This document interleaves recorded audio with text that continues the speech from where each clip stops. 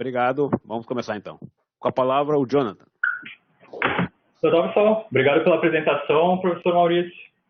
Então, essa palestra vai ser sobre a detecção e o diagnóstico das oscilações em malha de controle, mas, principalmente, eu vou tentar apresentar um pouco dos desafios e soluções que eu adotei no desenvolvimento de métodos para detecção e diagnóstico de oscilação. Essa ideia foi principalmente para deixar a palestra um pouco mais ampla e interessar um maior número de pessoas que trabalham com esses dados reais, dados industriais. Vou passar um pouco aqui. Então, por que fazer a detecção e o diagnóstico da oscilação? A oscilação é um dos problemas mais frequentes dentro da indústria de processos, atinge 30% das malhas de controle, e esse número é um pouco antigo, é de um artigo de 1992, e talvez vocês possam pensar que, atualmente, com maior tecnologia, com maior conhecimento, esse número diminuiu. Mas, na realidade, isso não é verdade, porque as plantas, hoje em dia, elas são mais complexas, mais difíceis de operar e mais integradas. Então, esse número ele se mantém mais ou menos o mesmo e talvez, dependendo da análise e do tamanho da janela, o número, a frequência, se considerar de uma frequência muito baixa até uma muito alta, esse número pode chegar até 52%, que foi um dos resultados de um trabalho que eu desenvolvi. Então, as causas dessa oscilação são principalmente três. Uma, a má sintonia dos controladores, que é quando o ganho último, quer dizer, o ganho do controlador é próximo do ganho último, principalmente. Perturbações externas, que pode ser externa à planta, por exemplo, uma mudança de temperatura diária, né? Ou externa somente aquela malha de controle que está sendo analisada, mas não a planta, que é quando uma oscilação ela se propaga de uma malha para uma segunda malha, que é o que vem causando bastante oscilação dentro de processo, uma oscilação se propagando entre as malhas. Um terceiro caso de oscilação, a causa de oscilação, é o atrito nos atuadores, que é o agarramento nas válvulas de controle.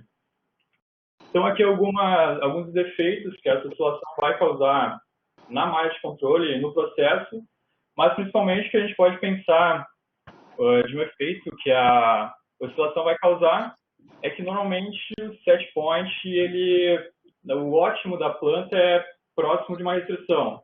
E o set point é mantido próximo dessa restrição, mas afastado de modo que se acontece alguma variabilidade dentro da variável de processo, da variável de controle, então não se restringe a essa restrição do processo.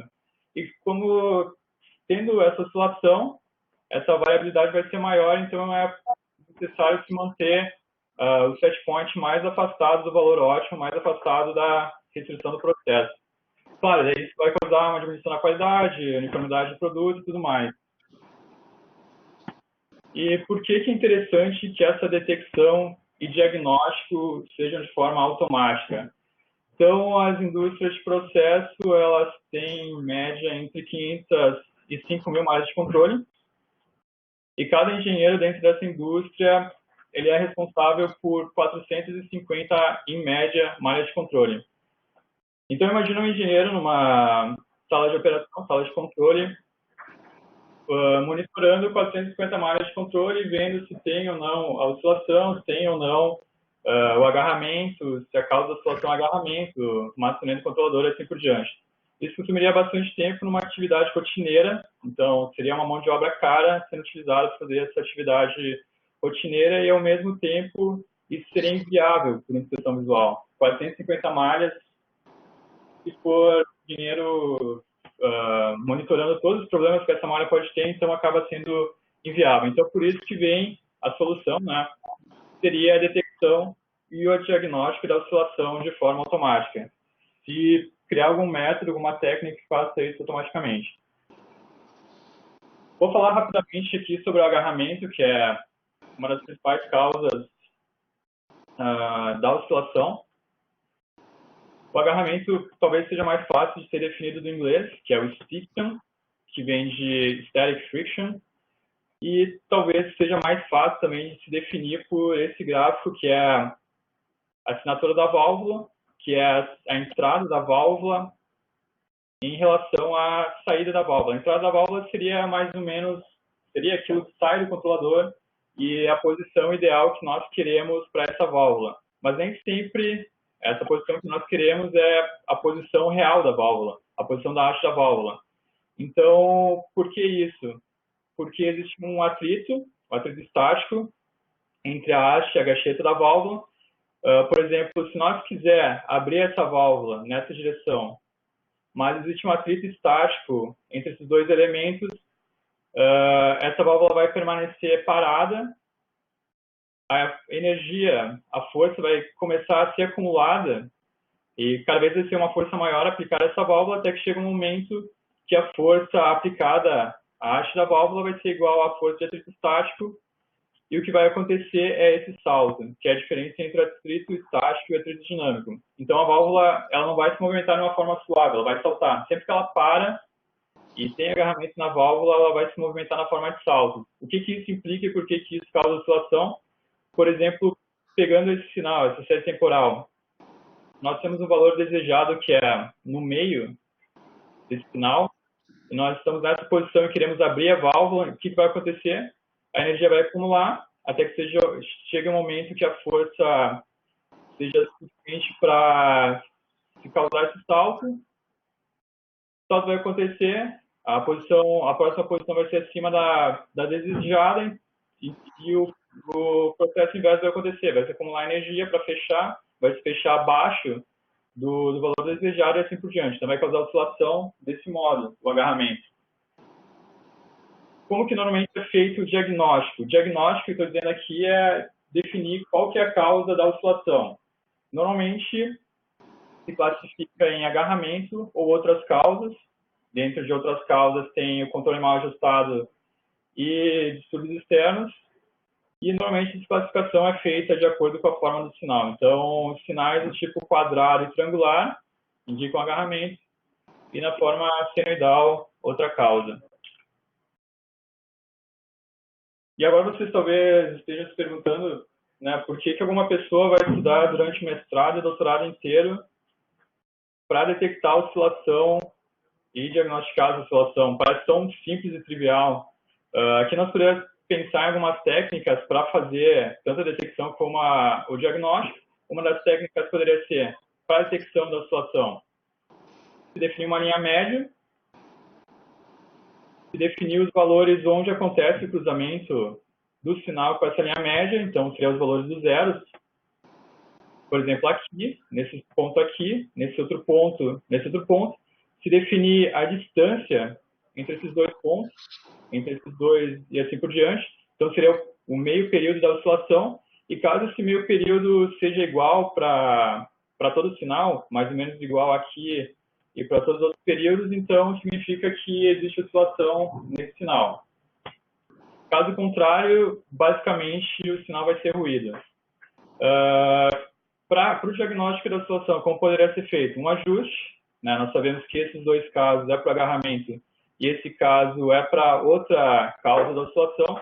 Então, melhor ajuste quadrado e triangular indicaria um agarramento e um melhor ajuste senoidal a esse sinal indicaria outras causas. Então, esses, na realidade, são os dois métodos principais, talvez, assim, tanto para o diagnóstico, tanto para a detecção da oscilação quanto para o diagnóstico.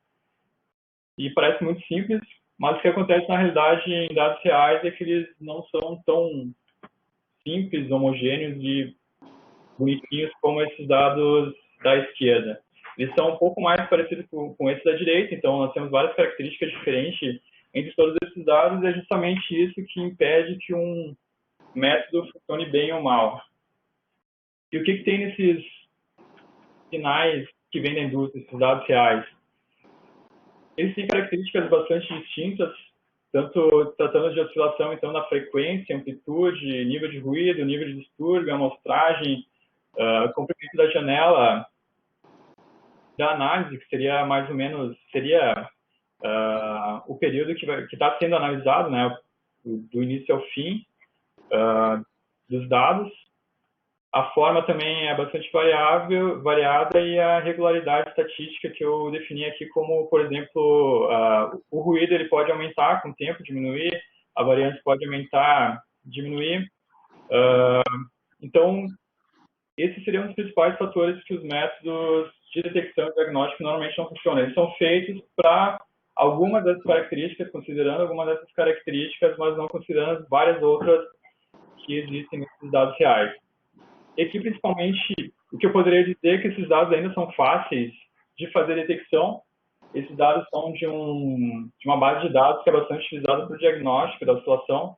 E eles são fáceis porque a amostragem, normalmente de 1 segundo a 10 segundos, e ela é adequada para fazer essa detecção. Então, nós vimos claramente quais sinais são oscilatórios ou não.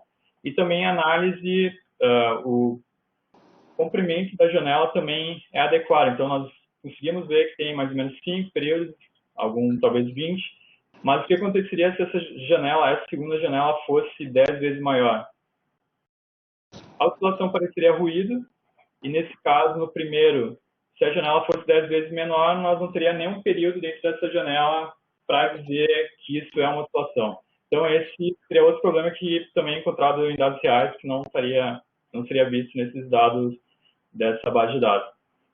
Então, como fazer para um algoritmo funcionar para todos esses tipos de dados industriais? Os métodos tradicionais eles falham justamente porque não consideram isso. Eles são algoritmos e consideram só algumas características, e aqui foi então onde entrou meu mestrado, tentar fazer esses métodos serem mais robustos a vários tipos de da indústria.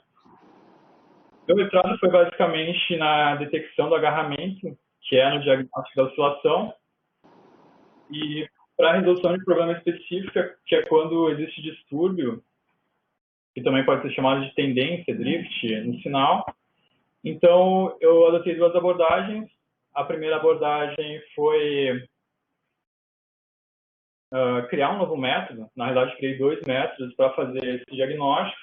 O primeiro método foi definir o pico do sinal e verificar, então, a inclinação desse pico, considerando alguns dados anteriores, posteriores, definir a inclinação desse pico. Se essa inclinação é praticamente igual a zero, então o sinal é senoidal e a causa da oscilação seria outra, que não é o agarramento. Se a inclinação é maior que zero, bem maior que zero, então a causa da oscilação é o agarramento. Outro método também foi utilizar a distribuição dos sinais de cada período e verificar se a distribuição ela é maior nos extremos, então existe o sinal é do tipo senoidal e não é agarramento a causa, e se for mais ou menos uniforme, então o agarramento é a causa, o sinal é do tipo triangular. Então, é só para verificar aqui, normalmente todos os métodos que eu citei até agora, o que eles fazem? Eles calculam alguma propriedade, nesse caso seria a inclinação ou a distribuição, e a partir disso se define alguma regra principalmente com condicional if. Se é maior que tal valor, é agarramento; se é menor, não é agarramento; se é maior que tal valor, é oscilação; caso contrário, também não seja. Então, é tudo baseado em regras. Uma segunda abordagem foi tratar esses sinais para que depois eles fossem detectados o agarramento por algum método tradicional que já existe. Então, primeiro, criei um novo método, e segundo, foi o tratamento do sinal, um pré-tratamento, para depois fazer a classificação por um método tradicional.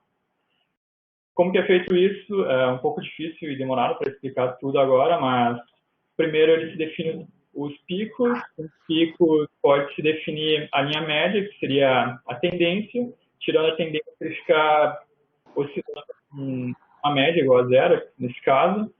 E também o algoritmo ele identifica o valor dos zeros. Os zeros é importante porque, por exemplo, se acontece uma oscilação perto de um zero, então, em vez do sinal cruzar a linha só uma vez, vai cruzar 3. E acaba sendo mais de um zero, e se o algoritmo precisa, como, por exemplo, aquele da detecção da oscilação que eu expliquei para vocês, ia ter um período muito pequeno que foi causado pelo ruído aqui no meio, e o método não funcionaria. Então, basicamente, foi esse meu mestrado. E o que eu notei, assim, durante o mestrado. Existem vários métodos, bons métodos, criativos, tanto para a detecção da situação como para o diagnóstico.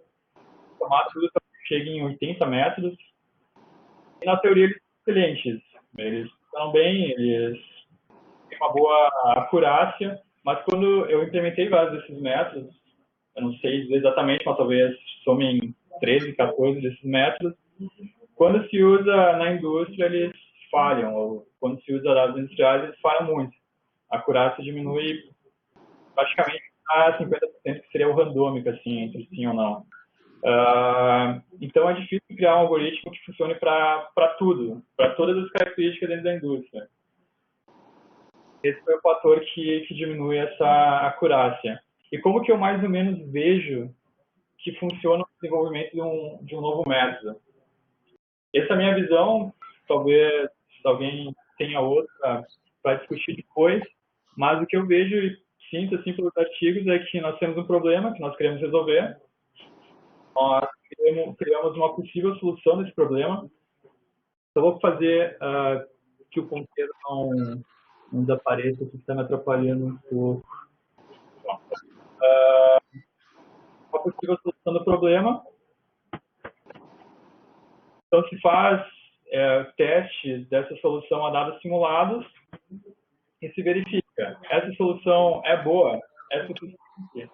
Se não é, então faz um ajuste daquela solução que a gente adotou, cria uma nova solução e se mantém esse loop até que nós tenhamos um método bom e esse método bom, então, é testado a dados industriais. Então, os dados industriais eles não são vistos até o final de todo esse processo. E por que eu acho que é assim? Porque, normalmente, os artigos que eu leio, eles tratam na introdução, eles passam pela revisão bibliográfica, metodologia, descrevem um método, começam a testar um método a dados simulados, tem normalmente uma seção grande, e só no final eles testam os dados industriais. Normalmente eles testam a 3 ou 4 malhas de controle. E nas 3 ou 4 malhas de controle, normalmente os sinais eles estão com boas características, já passaram por algum tipo de no mínimo, uma janela adequada, né? Foi cortada uma janela adequada com, de repente, 10 períodos de oscilação e o resultado é bom. A acurácia é boa para aquelas 4 malhas de controle, mas isso não significa que vai ser bom depois, realmente aplicado na indústria. Então, para o doutorado, o que eu pensei? Primeiro, fazer disciplinas de processamento de sinais, que eu vi que era importante, já que está trabalhando com dados industriais e que eles têm muitas características diferentes e tudo mais, entender um pouco mais como filtrar os dados, quais são os cuidados ao filtrar, porque, por exemplo, na filtração pode ser que tu tire o ruído, mas também tire alguma informação que é útil para te detectar a oscilação, agarramento, enfim, qualquer problema. E a segunda disciplina foi o reconhecimento padrão, que talvez seja um nome um pouco mais antigo para tratando de inteligência artificial. Então, a coisa diferente que eu tentei fazer aqui foi tentar trabalhar justamente com inteligência artificial. Claro, demorou um pouquinho assim para começar a trabalhar com isso. Eu não sei se alguém pegou referência aqui, mas eu vou tratar de uma analogia aqui com a detecção de talvez um pouco mais fácil depois de explicar por que eu segui por esse caminho. Método, essa explicação que eu vou dar é de talvez seja o primeiro curso do Coursera, que é do Andrew Ng, eu também não sei se pronuncia exatamente assim, que é o curso de Machine Learning, que foi um dos fundadores do Coursera. Então, nós vimos aqui dois e-mails, e um claramente é spam, e o segundo é não spam. Como que nós poderíamos classificar esse e-mail em spam e não spam? Nós poderíamos criar uma regra em cima desses e-mails. Nós poderíamos definir palavras que definem um e-mail como spam, aqui eu citei algumas, e palavras que definem o e-mail como não spam, também citei algumas, que é os e-mails.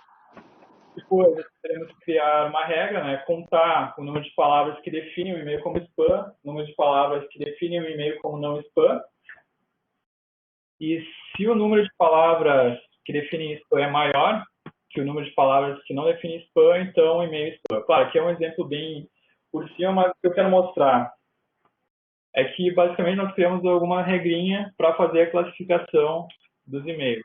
Mas o que pode acontecer dentro dos e-mails, né? Golpistas, entre aspas, talvez seja um nome forte, podem tentar burlar essa regra.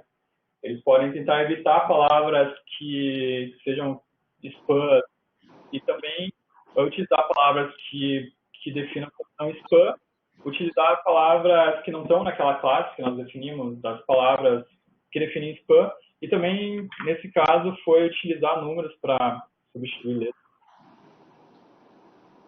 Então, também, o que eu quero mostrar aqui é que se nós tentar criar regras para classificar um e-mail, nós vamos acabar com um algoritmo gigantesco, com um número de regras gigantescas, e mesmo assim nós não temos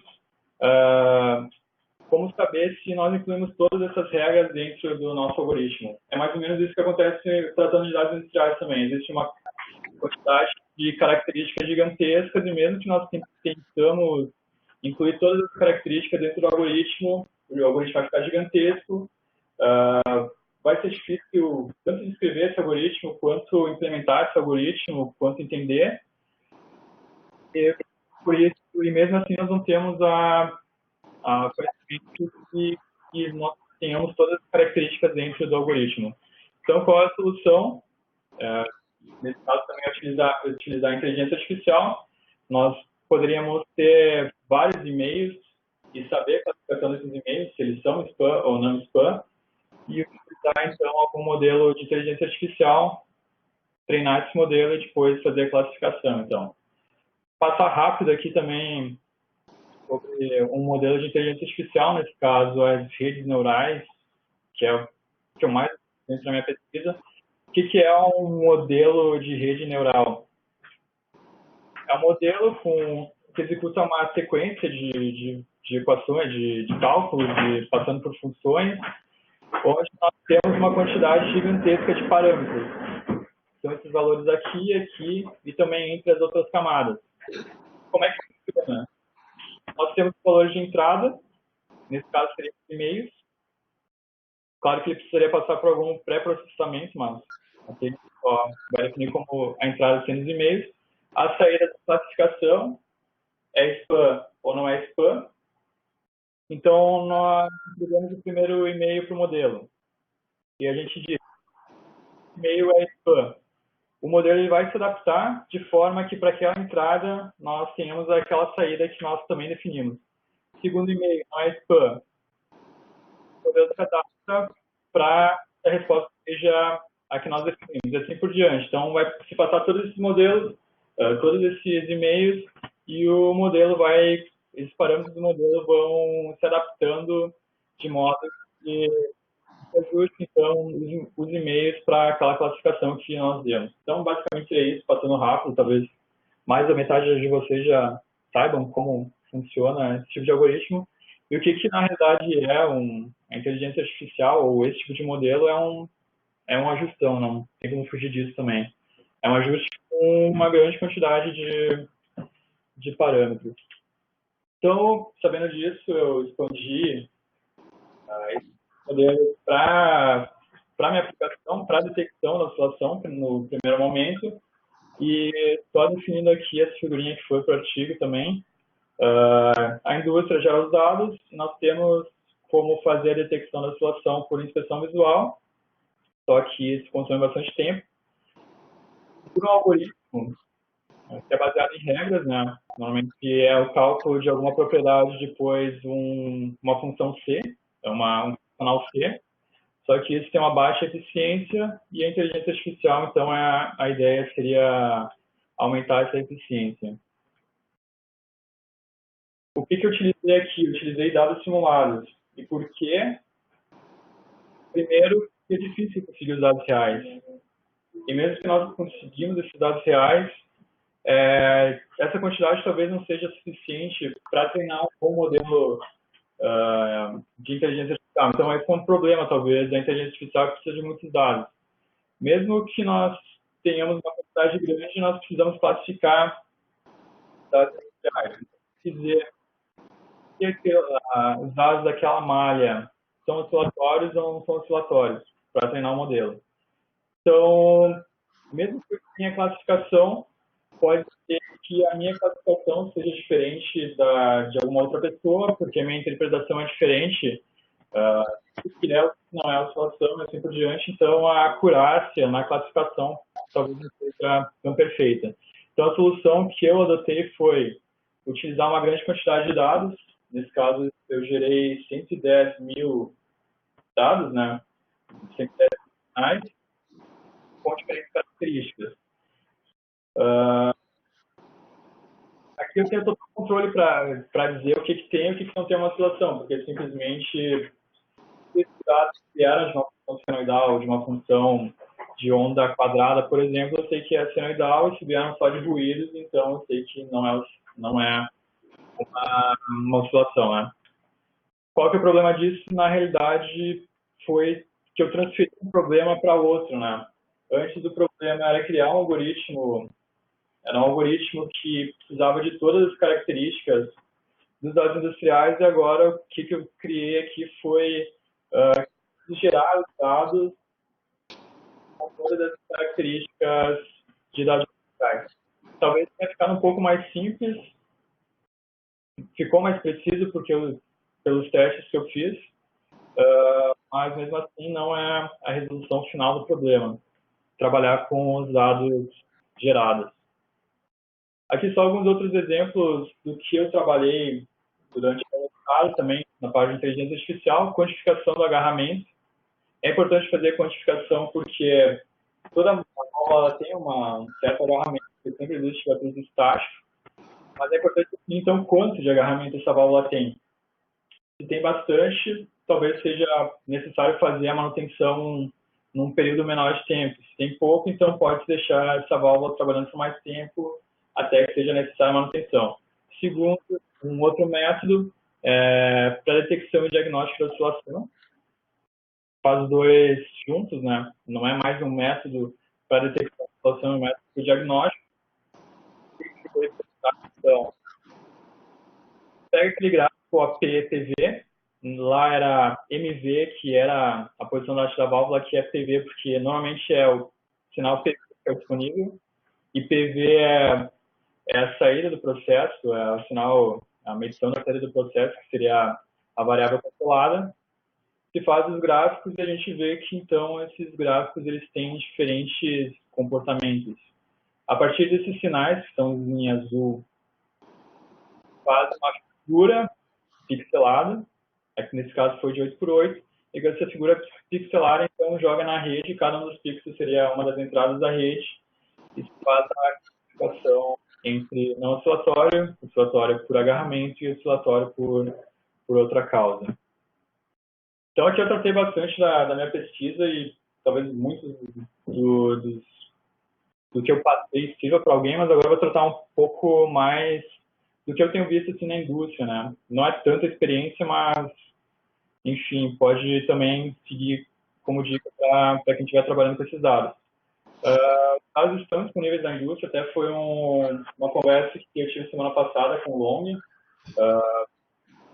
O armazenamento ele é muito barato hoje, é possível então se armazenar um ano de indústria num HD externo de R$200. A Refactor tem armazenado 10 anos de planta, então tem espaço para trabalhar, mas ao mesmo tempo nós temos alguns problemas. Os dados estão comprimidos e o fator de compressão é definido de forma heurística e não é um fator ótimo. Então, o que acontece aqui? Se o fator a compressão é muito forte, nós estamos perdendo informação desses dados e talvez seja preciso tirar alguma coisa útil deles. Também o que eu percebi foi que algumas outras informações, como informações de parada, manutenção, mudança de sintonia do controlador, eu defini como dispersas, mas elas não estão assim armazenadas num historiador, por exemplo. Estão em documentos em PDF ou nem talvez digitalizados. Só uma analogia também com o carro autônomo, com a planta autônoma, então, de repente, nós podemos pensar, né? Será que isso é certo? Na realidade, está muito afastado, né? Também por essa conversa que a gente teve com o Long, nós percebemos que há 20 anos praticamente nada se evoluiu dentro da indústria. E isso não é verdade para alguma tecnologia talvez mais popular. Por exemplo, há 20 anos atrás não existia nenhum iPhone e hoje já existe o poder de processamento de um celular é gigantesco. Então, claro, a planta é muito mais complexa que um carro também, mesmo que talvez não tenha um investimento tão forte em cima da planta em comparação ao carro autônomo, mas ainda assim a planta é muito mais complexa, que é uma frase que eu ouvi no DICOP desse ano. Na verdade, a pessoa que falou, ela disse 6 anos, mas eu preferi deixar 10, né, porque eu achei um pouco exagerado uma criança de 6 anos dirigir, às vezes acontece. Não, tá, uma criança de 10 anos consegue dirigir um carro, mas ela não consegue operar uma planta, só para ter uma ideia da complexidade de operar uma planta. E aqui também alguns outras informações que justificam essa maior complexidade da planta. E a referência onde eu também é do DICOP. Então, o que eu estou trabalhando atualmente? Agora eu estou no pós-doutorado, desde junho. E o que eu verifiquei, né, já de tudo isso, né, é difícil conseguir esses dados industriais. E também é difícil verificar se ter um método é melhor que um método anterior. Por quê? Porque não existe uma base de dados padrão que é utilizada para testar esses métodos. O que normalmente isso acontece bastante na parte de outros estudos relacionados à inteligência artificial, relacionados à ciência da computação. Eles têm uma base de dados, eles sempre pegam aqueles métodos que eles criaram, testam a mesma base de dados e verificam se eles têm uma maior acurácia no método ou não. Também é difícil ter a classificação. Então, a solução é disponibilizar alguns dados industriais. Estamos criando uma plataforma para fazer essa classificação, é a ideia inicial, mas a gente já está trabalhando em mudar isso, né? Seria que as pessoas só ganhariam esses dados se elas ajudassem na classificação. Então, eu vou passar rapidinho aqui, tem bem pouco tempo, como é que está essa...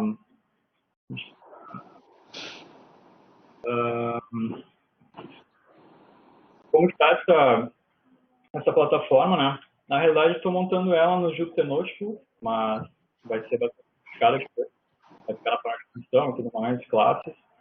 E eu estou usando o Voila, que o Voila, o que ele faz? Ele pega um Jupyter Notebook, esconde todos os códigos e só deixa o que é imprimido pelas células do Jupyter Notebook. Então, por exemplo, o que nós temos aqui?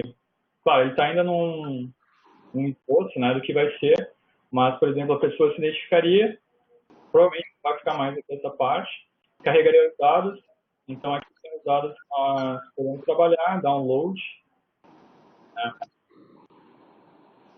Avaliaria os dados a partir do tempo, frequência, domínio da frequência e autorrelação também, talvez seja adicionado mais alguma outra coisa, faz a avaliação de acordo com o problema, também tratar dos problemas, submete e assim, então, nós podemos trabalhar em cima desses dados. Mais ou menos como é que vai ficar o gráfico, nós, por enquanto também estamos utilizando o Plotly, que é bastante interativo, então, feito o plot, nós podemos excluir algumas linhas e selecionar a parte do gráfico que nós queremos trabalhar, visualizar, podemos mexer o gráfico, selecionar só no X, que é isso aqui que eu quero mostrar, ou também no Y, e eu escolher esses dados. Essa malha é propositalmente para mostrar mais ou menos como são os dados industriais. Então, aqui, existiu uma perda de informação devido à compressão dos dados. O que a gente vê? Praticamente os dados eles foram quantizados em dois valores, esse valor mais baixo e esse valor mais alto. Então, na realidade, ele só vai salvar um valor quando a mudança entre um ponto e outro for significativa.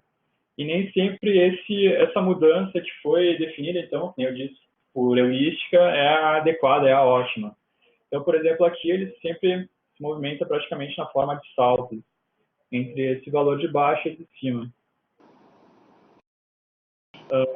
Então, basicamente, a ferramenta seria essa. Claro que ainda vai demorar alguns meses para terminar.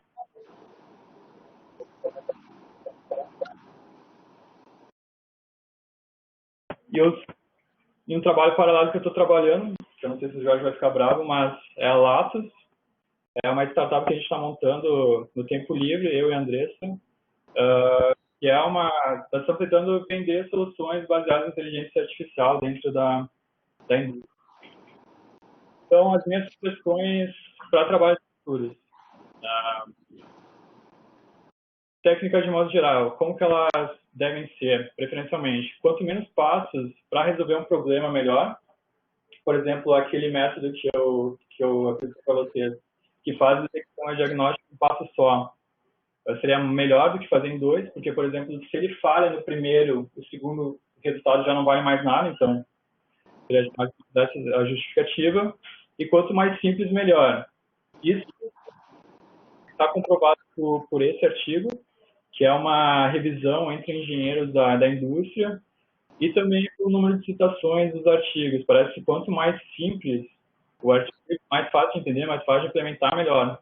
Se utiliza muita conhecimento, muito mais aprofundado, então eles acabam não sobrevivendo dentro da literatura. Python tem quase tudo que eu precisei usar até agora, então eu sugiro todo mundo que não saiba programar em Python, que tire umas 2 semaninhas ali para aprender. O sistema de processamento de sinais também é importante para se definir, então, como trabalhar com esses dados sem perder informação, como criar um método eficiente, né? E a alça que eu sugiro também para o desenvolvimento dos métodos é botar os dados industriais dentro do loop de criação do novo método. Então, sempre que se propor uma solução, também se testar os dados industriais, não só pensando como seria o comportamento e utilizando dados simulados. Aqui é só uma justificativa porque eu usar Python também, mas questão de tempo eu vou pular um pouquinho. E o que é que eu vejo está aberto para desenvolvimento dentro, principalmente da minha área, né? Uma técnica para definir o tamanho da janela. Então, porque a janela está muito pequena, muito grande, pode estar perdendo informação, pode não estar sendo eficiente o método que está testado. Uma técnica também para definir um fator de compressão ideal, eu sei que já tem também, tem um trabalho do TCC, né, que foi desenvolvido aqui, que já faz isso, eu até inclusive implementei esse método. Uma framework de machine learning para resolver vários problemas. Por exemplo, o que eu mostrei que eu desenvolvi para detecção da situação pode ser expandido para outros problemas também, gerar um monte de dado, treinar um modelo e para fazer classificação. Mas depois procura que sejam utilizados dados reais. Talvez o meu erro, claro, foi um primeiro trabalho desse tipo, mas o meu erro foi utilizar dados industriais e ter usado dados simulados. Então, quais são os problemas em utilizar os dados industriais? Primeiro, dados, nós estamos trabalhando nisso, naquela interface, também classificar entre aquela interface e a baixa quantidade de dados, claro, vai ser impossível nós classificar 10 mil dados, pode ser resolvida por data augmentation.